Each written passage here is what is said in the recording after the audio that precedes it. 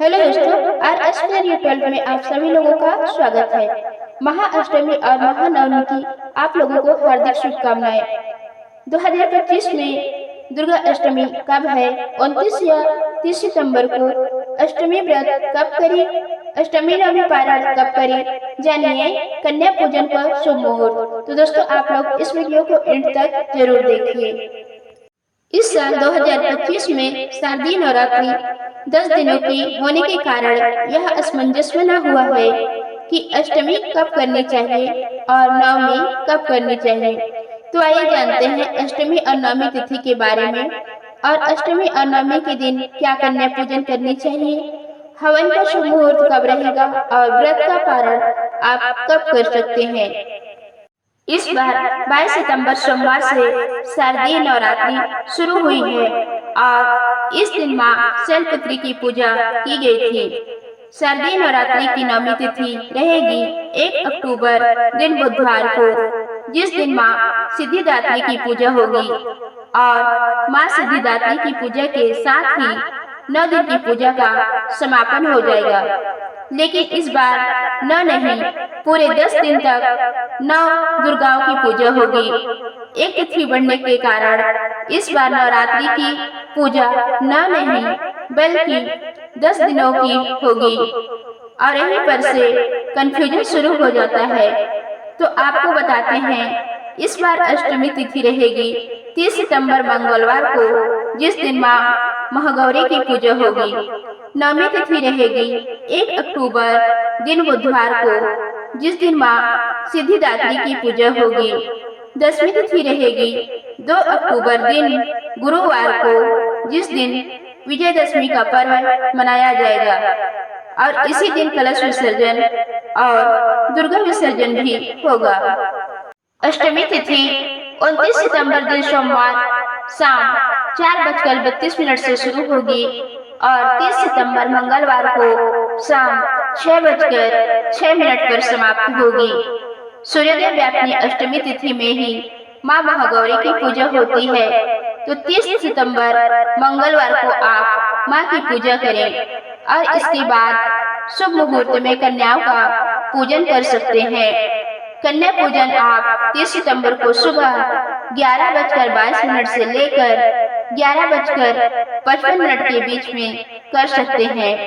इस दिन राहु काल रहेगा दोपहर 3 बजे से 4:30 बजे तक। राहु काल को अशुभ समय माना जाता है। कन्या पूजन के समय अशुभ मुहूर्त का ध्यान रखा जाता है। राहु काल के समय कन्या पूजन न करें। 30 सितंबर मंगलवार को नवमी तिथि 6:07 से शुरू होगी और इसका समापन होगा 1 अक्टूबर बुधवार को शाम 7:01 पर।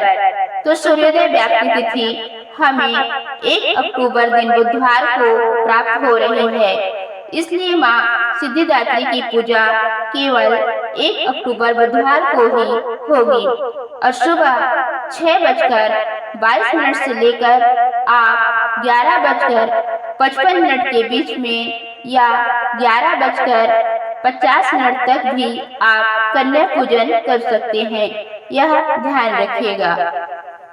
नवमी तिथि के दिन दोपहर 12 बजे से 1:30 बजे तक राहु काल रहेगा।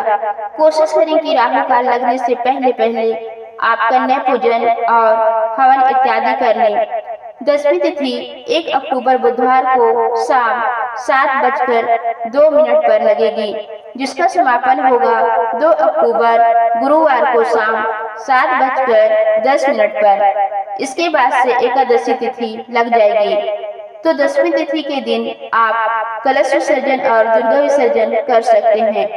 बहुत से भक्त जो बहुत ज्यादा नियमों का पालन करते हैं, वो दसवीं तिथि को ही अन्न ग्रहण करते हैं, तो कलश विसर्जन कर सकते हैं।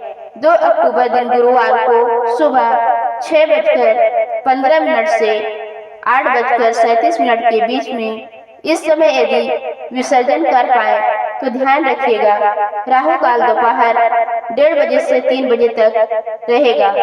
इस समय विसर्जन ना करें। और फिर शाम को आप शाम 6:09 से पहले पहले विसर्जन कर सकते हैं। जिन भक्तों के यहाँ अष्टमी के दिन कन्या पूजन और हवन होता हो, वो अष्टमी को कन्या पूजन और हवन कर व्रत खोल सकते हैं। और जो लोग नवमी के दिन कन्या पूजन करते हैं, वे जैसा कि आपको तिथि बताई गई है, उसमें कन्या पूजन करके प्रसाद ग्रहण करके व्रत खोल सकते हैं। तो दोस्तों, ये वीडियो यहीं तक था। तो मिलते हैं नेक्स्ट वीडियो में नेक्स्ट टॉपिक के साथ। धन्यवाद।